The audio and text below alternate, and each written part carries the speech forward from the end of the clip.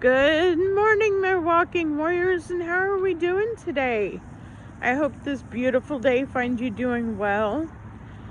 So, after my controversial subject that I posted the other day about the death penalty, I thought that I would go ahead and take a lighter note today and talk about things that have happened in my life, like the funniest moments, and may get a little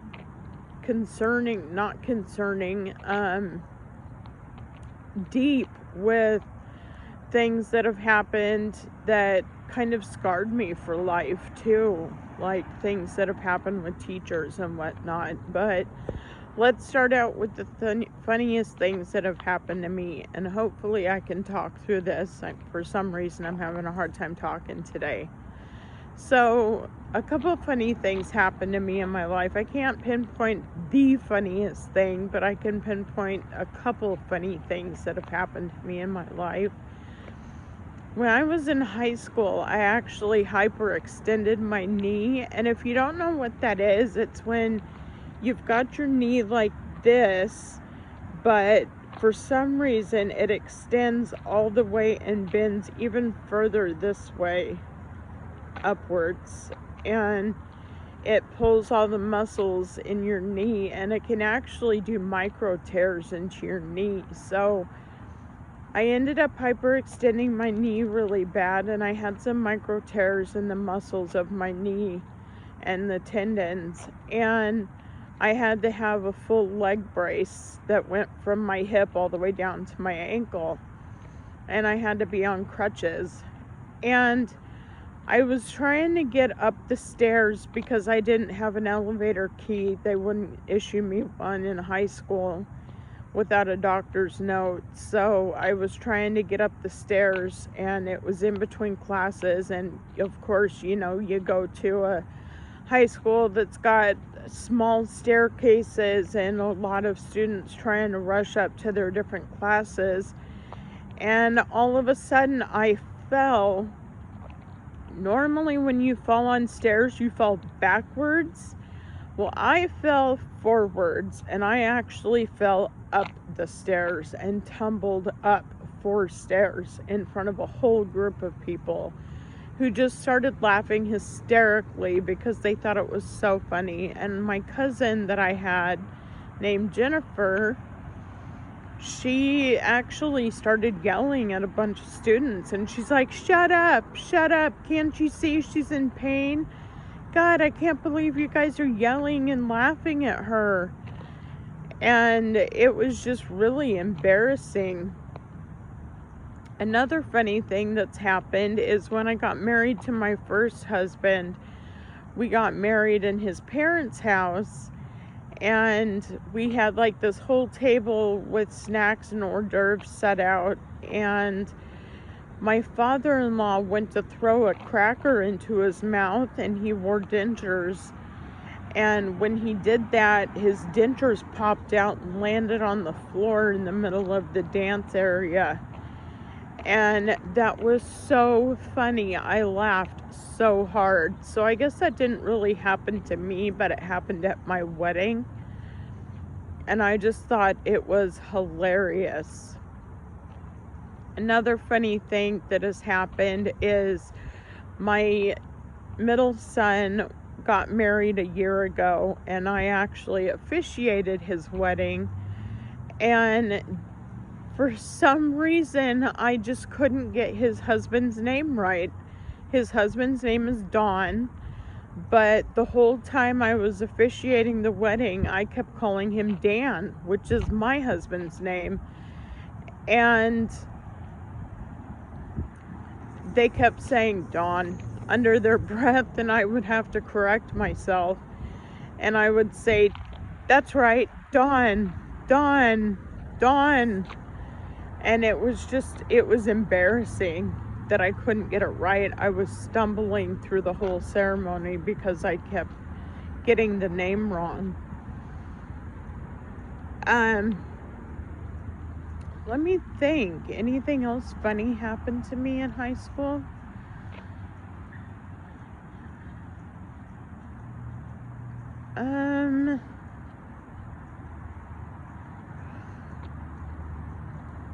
I tried out for cheerleading, for wrestling cheer, and I unfortunately did not make the wrestling cheer squad because according to the cheer coach, I didn't smile enough through my audition. And that was funny because I tried so hard, but again, that kind of devastated me because I really wanted to be a wrestling cheerleader. And what they do is they sit on the mat close to the cheer section and they cheer on the wrestlers. And I really kind of wanted to be a wrestling cheerleader. When I played tennis in high school. And I went to serve the ball and I didn't have a good grip on my racket and I ended up throwing my racket halfway across the court. That was pretty darn funny. I had a lot of my team members laughing at me because I couldn't believe I had actually thrown my racket across the court. And then we had this tennis coach that was just a complete asshole. Pardon my language, but he really was. And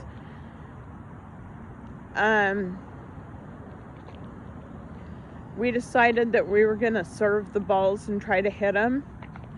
And I served the ball just perfectly, and I ended up hitting him in the groin area, and I made him fall to his knees. That was really funny. But that again didn't happen to me. I was just a part of it. That was my aim. I had really good aim back then.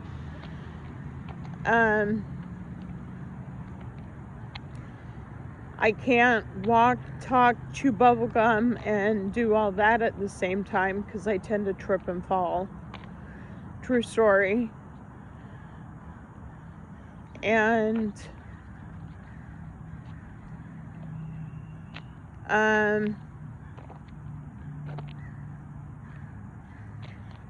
yeah, that's all the funny things I can think of that have ever happened to me. When I gave birth to my oldest son, I had 30 or 20 plus people in the room. That was funny because my uncle-in-law was trying to get in the room to come visit, and the nurses shoved him out because there were too many people. They thought that he wanted to come in and watch the birth of our son, and that wasn't the case. He just wanted to come in and visit. So that kind of freaked him out really bad. He thought that there was a problem, and he sat in the waiting room crying because he thought that there was a problem with the baby, which wasn't the case. It was just there were too many people in the room. And my best friend, Jimmy, actually got trapped at the foot of the bed and watched the whole birthing experience firsthand. And he's like, that's not what I expected. I didn't expect to see the whole thing. I'm kind of glad that I did, but I didn't expect to see the whole thing. So, yeah. Those are some funny things that have happened. Hey, do you like my makeup today? If you notice, my eyeshadow is kind of a forest green, which matches my shirts. See, I've got on 2 tank tops. One is camouflage and the other one's just a forest green. So I'm totally matching it up today. Some devastating things that have happened to me is when I was in high school. Again, we're going way back 20 plus years here. It was my freshman or sophomore year? Freshman year. And we were going to San Francisco for a band competition. And I have this really bad fear of bridges. And if you don't know anything about San Francisco, there are 2 major bridges that you have to go on. One is the Oakland Bay Bridge, and I think it's called the Oakland Bay Bridge.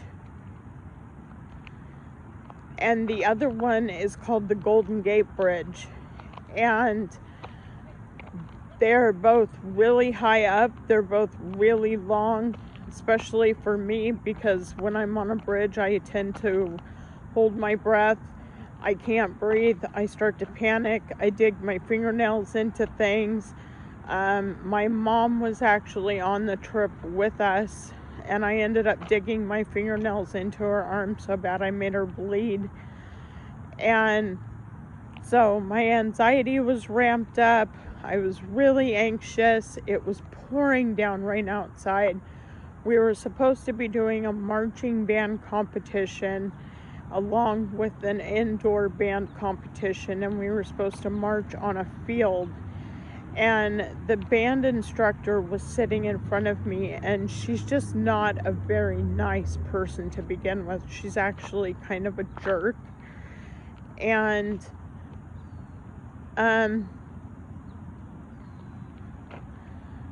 I just said, "Hey, Miss So-and-so, don't you wish we would have brought our rain ponchos to go over our uniforms, because rain can actually ruin these uniforms. The uniforms are made of wool."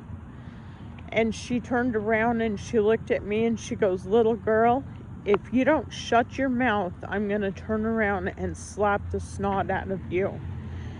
And I could not believe that she said such a thing to me, especially with my mother sitting right next to me. And my mom just looked at her with this look of surprise, and she looked at me, and my mom goes, "Maybe you should stop talking." And I was devastated because I couldn't believe that I was threatened to be assaulted by a teacher that I went to school with. And I also felt a little devastated because I felt like my mom should have stuck up for me and said something to her. Though looking back on it now, I understand why my mom didn't. It would have just caused a fight, and my mom didn't want to cause a fight. But that really devastated me. Also on that trip, we were on our way to San Francisco, and this was in April of 94. And if anybody knows anything about 1994, they know that Kurt Cobain committed suicide in April of 1994. So we're on this bus, and somebody's got a Walkman, and they're listening to the radio of the local radio station, and they hear that Kurt Cobain had committed suicide. And I was really into grunge rock at the time, and I actually really looked up to Kurt Cobain. I thought he was an amazing artist. And they just turned around and announced, "Hey everybody, Kurt Cobain committed suicide." And I was so devastated. I started crying. I was shaking. I couldn't believe that such an icon for the rock generation had done that. I felt like the whole world was going to come to an end because this man, this great man, this great father, this great artist had committed suicide.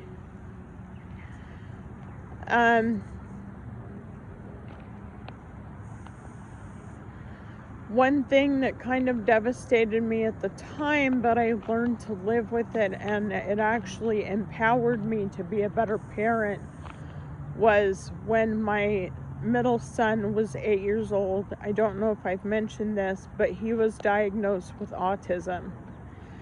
And I knew from the day he was born that he was on the spectrum.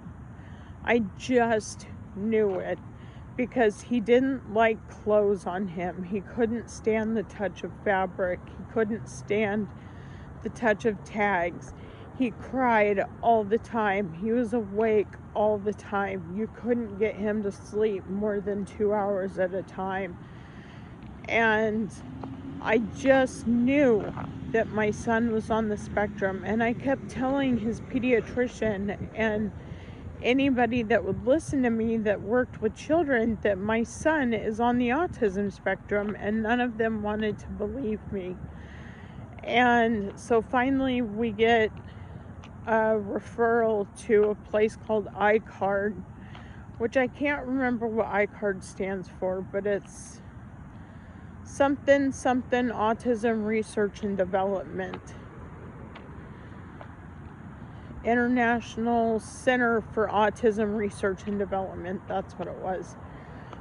And we get a referral for there. We drive him all the way to Spokane, which is where this place is located, in Spokane, Washington. We go in, he does all the testing, and she tells us that very day, yes, your son is on the autism spectrum. And at the time I was devastated because I thought this is going to make life so much more difficult. But then I started to realize, what's more difficult? He's 8 years old. We've been dealing with this for 8 years. So it actually empowered me to be a better parent and to be more understanding with him. And it empowered me to thrive, to learn all about autism that I possibly could. It empowered me to make sure that his needs were met, that I had everything taken care of that needed to be taken care of for him, and that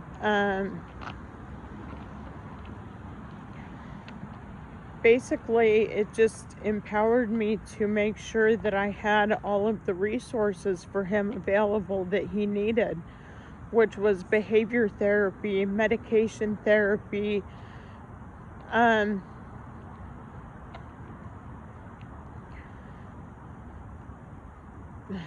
behavior modification therapy, medication therapy, cognitive therapy, all kinds of therapies that you can think of. There are so many therapies out there. Speech development therapy, occupational therapy, just all sorts of stuff. There's just so many different aspects of treating autism that you can think of, and some that people would be surprised that you do to make sure that your child is well taken care of. Balanced meals. There are certain meals that work with autism and certain meals that don't. Certain meals, certain foods make their behavior more difficult to deal with, whereas others don't. It's something about the gluten and whatnot. And there were so many different medications that he has been on over his lifetime. But now he is 20 years old. He is married. He is a successful young man that works very hard with playing video games. He wants to become a video game tester and have that as a job. And so he's trying to figure out how he can do that. If any of my followers know how you get started with that, if you could leave a comment below, I would really appreciate it, because he's kind of at a loss as to how to do it. He doesn't want to get caught up in a scam. And I know that there's a lot of companies out there that will scam individuals that thrive to do that. He wants to be a professional gamer. He doesn't know how to get started in doing that either. He's actually really good. He gets a video game and he beats it within a couple days, and then it's like he gets bored, because you wouldn't believe, and I send him money every month because he doesn't have a job currently. Pardon me, my nose itches. And so I send him money every month, and the only thing he does with it is buys video games. And that's the whole point of me sending him money, is because I know he gets bored with the video games he has, because he plays them for 2 days and he beats them. So if anybody knows how to get started in that, please leave a comment below and I can relay the information on to him. Another thing that kind of devastated me was when I realized that since I took all my time and energy learning how to be a successful parent to an autistic child, I kind of not forgot about my other children, but I put my oldest son on the back burner. And that is really hard for me to deal with because there's a lot of resentment there, where he resents me for being a mom that put him on the back burner and put his needs on the back burner. And I'm sorry, I might cry going through this because it is a very devastating feeling for me. I've never wanted any of my children to feel like they were left out, and that's essentially what I ended up doing, was making my oldest son feel left out of my life. And now hopefully we're trying to rebuild our relationship, because I do love my son. He is the light of my life. He's my oldest. He is the greatest thing I've ever accomplished in my life. And he was my reason for living all these years. All of my children are. But with him being the oldest, he is definitely my highest regard and my most important reason for being around, was to be the best mom for him I could possibly ever be. And I want him to know that so bad, and I want him to know just how much I love him and how sorry I am that I ever made him feel like he wasn't a number one priority to me, because he always has been.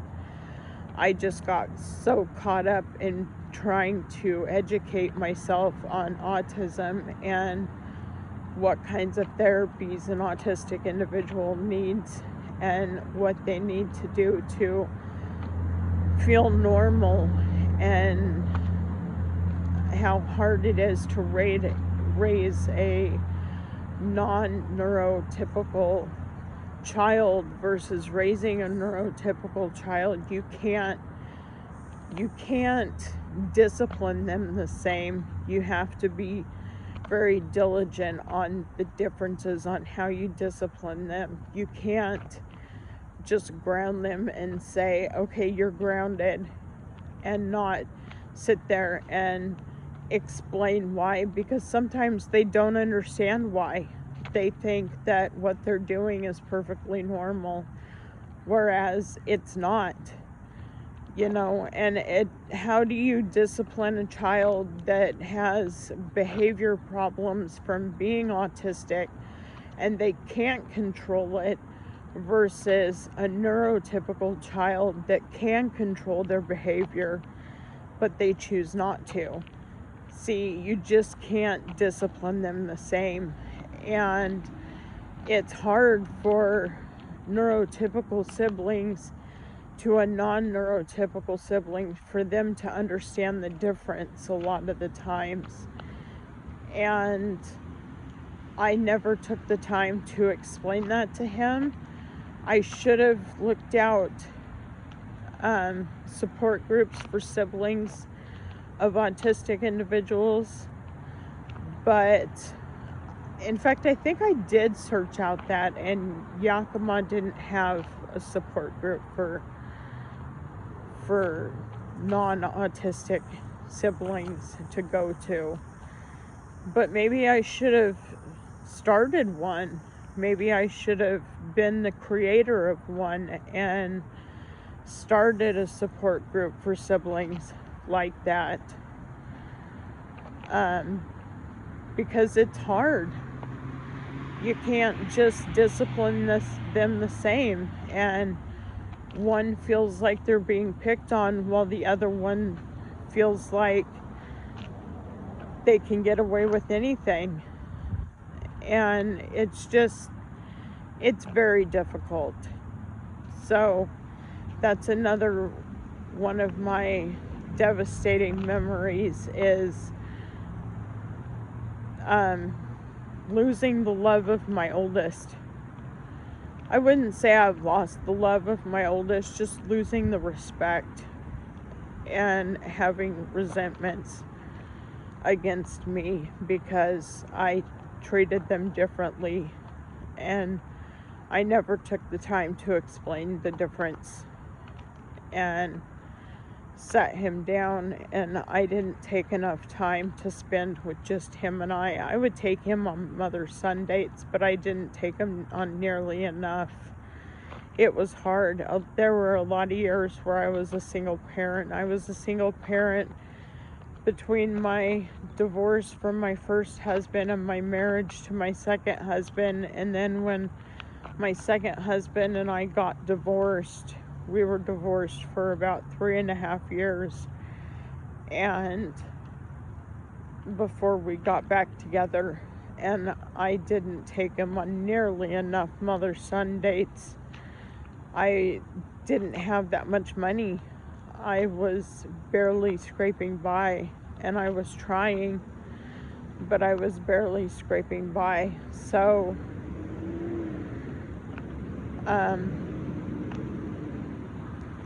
yeah, that's on me. I'm not trying to say I'm not responsible, because I am. That's all on me. I should have been better. I should have been way better. And I only hope that he knows how much I love him still to this day.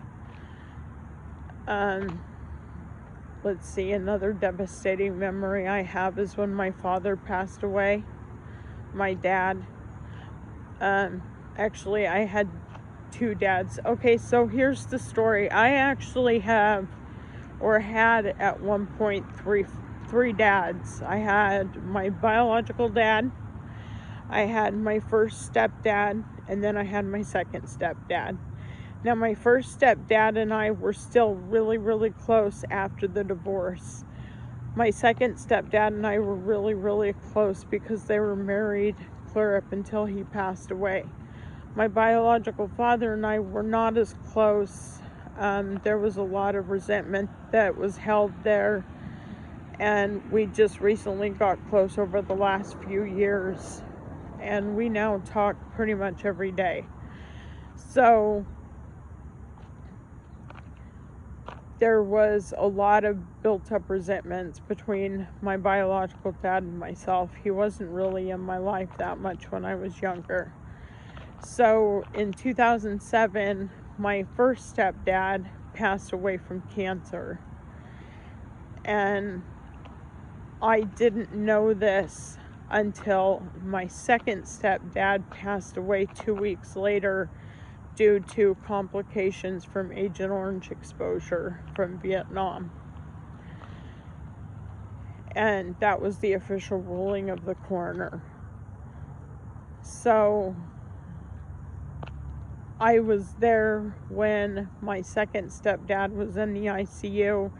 He had gone up to cut firewood by himself, and he had diabetes from Agent Orange exposure, and his blood sugar got really low, and he was in his truck when search and rescue found him.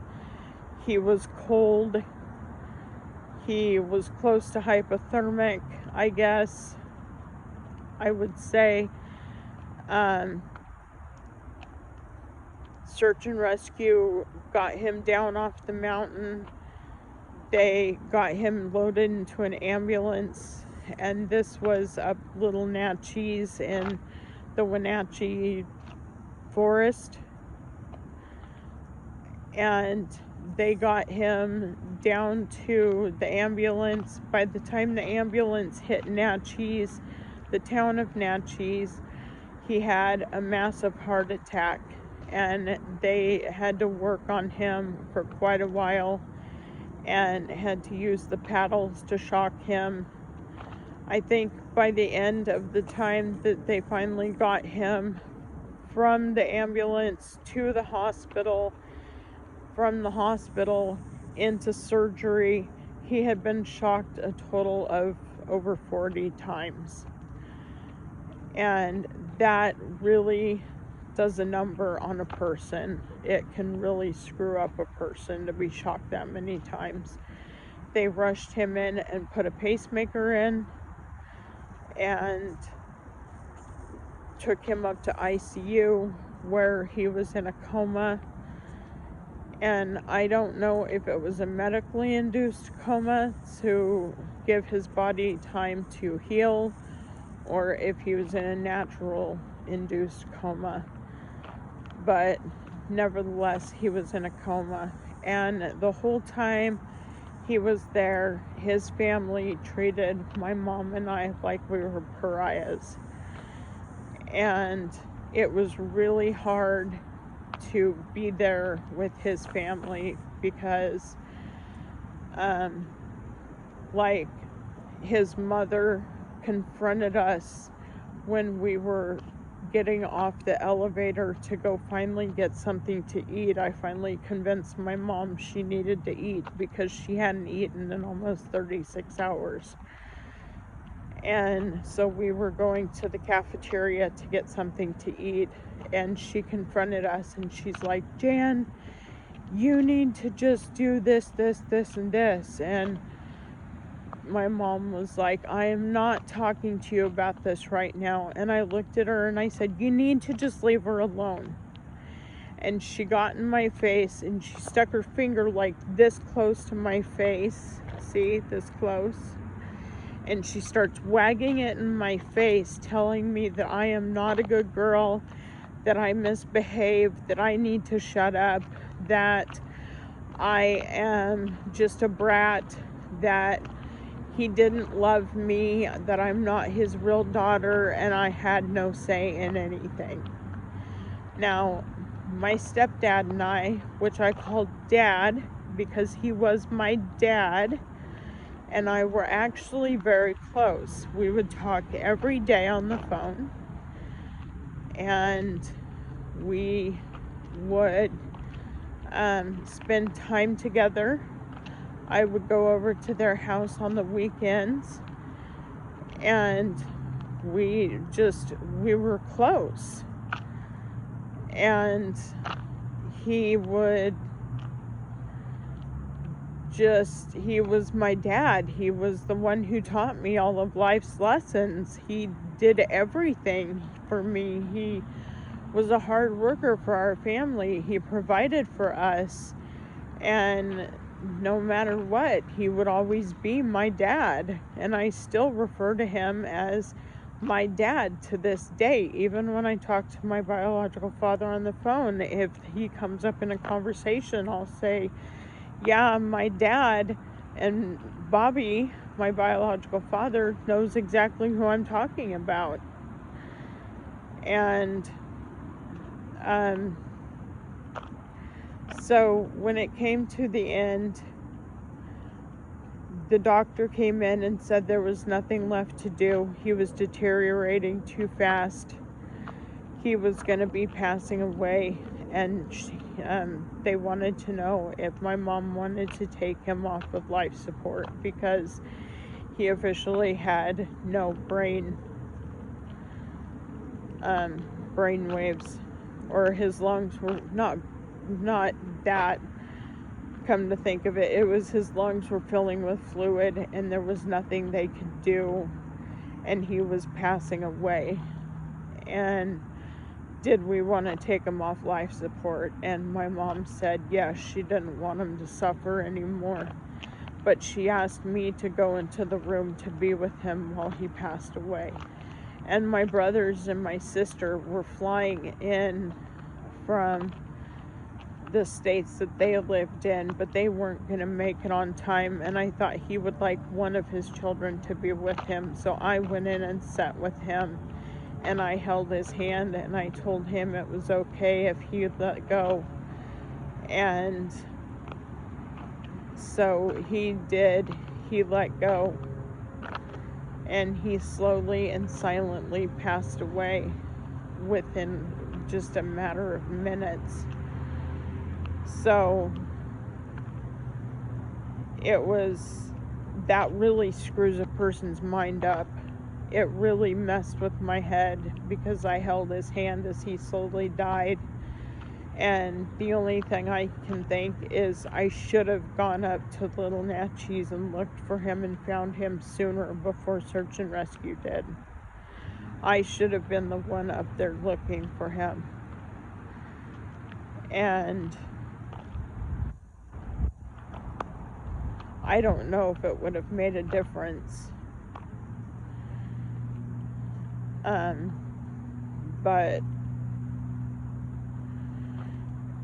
yeah, so those are the happiest, the funniest, and the most devastating moments in my life. So what do you think about this video? Did you like this video today? I know I had some pretty dark things that have happened to me. I haven't told you everything that's happened to me because there are some things that are just way too personal. But what did you think of the funniest moments? Did you like those? If you did, hit the like button. If you didn't like this video, hit the dislike button. Yeah, there goes my talking again. Hit the dislike button. That's fine too. Just hit a button. Come on, do it. You know you want to do it. So go ahead and hit a button. If you don't already subscribe, hit the subscribe button to make my life look better and to make me feel better about doing all these videos. And if you have any questions or comments, leave them in the comment section below. If you have a topic that you would like me to talk about or you would like to know more about that I could do research and do a show on, let me know in the comment section and I will most definitely do that. I have no problems doing that. I like to do research and I like to talk, and as you can see, I've been walking this whole time. So are you out there walking? Are you listening to this and walking, or are you sitting down and walking? Or sitting down and walking? Are you sitting down and walking? That would be amazing. You're just sitting on your butt walking. Well, I guess you can do that with those walkers that have the little seats on it. You can sit and scoot at the same time. But are you sitting down and watching is what I meant to say. If so, that's okay too. But don't worry, we can get through this together. Just keep getting out there and doing what you do to make your life feel better.